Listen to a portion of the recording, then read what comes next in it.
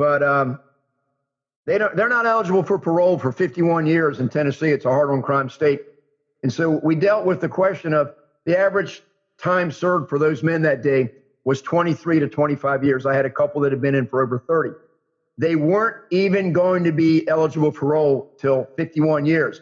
So it's just mind-boggling to even think about what their life looks like. But I got to tell you, I was inspired so much from these men. I mean, we were together. It was just a love in. They loved me being there, and I loved being received by them. But here's the basic point. They believe that prison reform in America is going to take place soon and that they want to be ready. So how does a man get up every day when you look in terms of years like that? I get letters from guys that say, hey, Steve, I want to talk about my business plan now because I'm going to be getting out soon in June of 2023. I'm getting out soon in 4 years, Dave. But their concept of time is different. But what I love about them is that they want to be ready when the country changes its laws and says, you know, anybody that's been in for over 20 years or whatever the year that they choose, that's had good behavior, and we want to give them a chance. And they want to be ready when they get out. And that is what Right Thinking Foundation is really all about in prisons. It's to go into this underserved population that's been forgotten by others and just give them hope. And so with those 16 men that day, I asked each one of them, when you correspond with me, if you'll give me permission to use your correspondence to inspire people on the outside that you and all the others that are incarcerated need support on the outside, need to be received by us. And so I've got a letter here that I'm going to read. Mr. Copeland, July 18th, 2019. Greetings and salutations. I just wanted to take time to thank you for taking time to come and visit with us and offer a helping hand to the inmate population here at Northeast Correctional Complex. When I first signed up for the Personal Finance and Small Business Ownership Seminar, I was looking forward to just learning something, anything. But after 3 of your visits, you left me wanting more. And I not only learned about personal finance, I learned more about myself and human nature. I was really empowered. I look forward to the next time I can soak up some knowledge from you. And as a lifer in this place, I must say, you and what you are doing gives me hope. I thank you again, and I pray you and your loved ones are blessed. Respectfully, Darius James. P.S.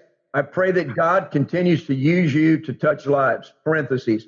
Feel free to use this message as you see fit in the parentheses. So, Dave, that letter that he gave me, what I've been doing, it's in my cell phone, and whenever I meet people now, and they go, so what do you do? What do you do with your foundation? What's your curriculum all about? I say, look, I got a radio show, and I got 133 episodes, and I can talk to you for a long time. I can talk to you for days and give you a lot of details. But I want to give you something that'll let you see exactly as quickly to your heart as I can take you what we're doing. So, Dave, that's been wonderful. There's some wonderful people that I've met. And so with you, I want to turn the show over to you after I say this. I got ready to go to Mountain City, Tennessee tomorrow. This show was pre-recorded. It's being heard next, on a Monday, but it was pre-recorded on a Thursday morning because I'm traveling to Mountain City. I get so much correspondence that I can't keep up with from people all over the country now. And I'm embarrassed. Very little has embarrassed me in my life because I accept that I can only do but so much and I don't kick myself too hard. But I feel terrible sometimes, Dave, that these men that reach out to me, I get business plans and all sorts of stuff from people regularly, but I can't correspond with them as regularly as they deserve from me. So what I do, I just called the prison and said, hey, let me just come in next week and have some more one-on-ones. So I've got 7 one-on-ones planned for tomorrow. And I stayed up till 2 o'clock in the morning last night, and we started recording this morning around 7, and I was totally exhausted. And I was going to not do the recording. I was going to back out. And I was going to give you the demo of the GTL curriculum so you could see that and know where we've gone. But I laid there, and I suffer from extreme fatigue every day because of my illnesses. And I decided I'll just get a shower, and what I was going to do is play one of your original shows so that we would put this off for a week, what we're doing right now. But then I said, well, which show am I going to pick? So I picked the episode that we've heard the clip on, and and I couldn't play it because the quality was in the early stages and there was so much distractions in the sound. But the clip that I played that you didn't get to hear, it motivated me, Dave, and it was like made me smile that, man, I miss you, Dave, because I led you into the same kind of stuff I'm doing now, and you didn't know what we were going to do. And I said, well, Dave, I want to talk about something. Dave, I want to hear your thoughts on this. And this was unrehearsed for you. That's the way we always do it, like we're doing now. And I said, I want to talk about initiative and inertia. And you went, oh, wow. And you kind of pondered it for about 15 seconds. And then you gave a little story. And your story was, well, Steve, I got to tell you, every day I don't feel like getting up. I mean, it's just like I'm going through today. And you said, but you play this little game with yourself, this little trick. And you said, well, no, I'd rather just stay in bed and let today go and just do what I was thinking about doing today, tomorrow, basically. I mean, that's what they've heard, Dave. I only played 3 minutes of you talking about this. So the listeners have already heard what I'm describing to you. This is your life, Dave. But what it came down to, your little trick was, so you put your shoes on. You just say, hey, I'm not really going to run today. You need to run. You had a heart condition. You keep yourself in great shape. You run. You're disciplined. But you said, no, I'm not going to run today because I just don't feel like it. I'm going to take the day off, basically. But I'm just going to put my shoes on. So you put your shoes on. And then a few minutes later, you go, well, I already got my shoes on. Maybe I'll just sort of run a little bit. So, Dave, you've got extreme wisdom, more than most people that I know. And so the theme that I came up with today, I wanted you to talk about it because part of what we're doing here, I needed to introduce GTL, and it's fitting and proper that I introduced it publicly, that it's going to happen. It'll be available in prisons throughout the country through GTL.com. Go to there and, call me and I'll introduce you to their account reps, et cetera, if you're listening and you're in the prison world. But Dave, I got this joke book that I was going to give to my 5-year-old grandson. And I said, a little advanced for him, but it's incredible stuff. And one of the jokes was a dog wagging its tail, a little picture. And the caption was, why did the dog wag his tail? Dave, why do you think the dog wagged his tail? So I'm going to go with one of the old jokes, but I'll say because he can. Okay, that's pretty good. That's pretty good. But everybody gets down to where dogs wag their tail because they're happy. Yeah. But here's the answer in the joke book. Because he couldn't get anybody else to do it for him. And so when I first heard that joke, whenever I go into prisons, I tell a lot of stupid jokes. I'm going to give you the best one I've had for the last 4 months. How did the hamburger introduce his wife? Then I take my hand and I do a flourish and I go, meet Patty. Yeah, so that's been a popular joke. And a little 7-year-old said, and you know what he gave her when it was time to ask her to marry him? And I said, what? She goes, an onion ring. Okay, so really stupid. But this joke goes right behind that. But this joke's not stupid. Because why did the dog wag his tail? Because he couldn't get anybody to do it for him. Dave, I said, I'm going to use that as my lead in, my segue to my seminar next time I go into a prison about teaching responsibility. So many people, Dave, they're out there waiting for the world, for other people to give them whatever they need. They don't take responsibility, and I've been teaching this forever. That's why they let me in prisons, by the way, is because a warden told me once, you know why we let you here, Steve? Because you teach responsibility and accountability, and that's what they need. So, Dave, I've told you most of my lead in. We got 25, 30 minutes or so. So what I'd like to do for the rest of the show is have you teach us all about responsibility. There you go. So, let's see how good you are, Dave. Well, I'm pretty sure we can fill up the next 25 minutes because if I start talking, it'll elicit a whole bunch of thoughts and comments from you and what you say, vice versa, because I think we share a huge amount of similar beliefs and thoughts on this. And so I was just like writing notes on my lap as you were talking. So you could change that joke, not make it a joke, but almost the intro, which is why do some inmates keep hope? And the answer is because they're the only ones that'll keep hope. I mean, you've got to keep hope for yourself. It's all about responsibility. So it's almost like that joke is very much in parallel with successful people and how they run their lives. They take responsibility.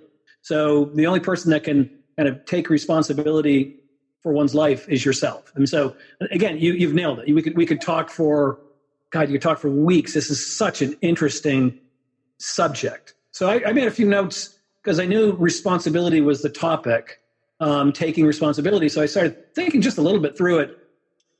And there's so many levels to it that are not obvious and not clear. So first you say, I've got to take responsibility for my life. Okay, that's pretty obvious. Now, as a 60-year-old man who has a wife and kids, I have to take responsibility for my family. There's a level. It's not just about me. It's about, hey, I have to take responsibility for my family. So then you go, okay, I got to take responsibility for my failures, and I have to, in some ways, accept some responsibility for my successes. That one's a little bit more fraught with danger because some people see their success as only them and not all the other influences around them that have helped them. So you go, I got to take responsibility for my successes, my failures, my family, my community. And so again, we could talk for weeks on this. And I just think it's a fascinating subject.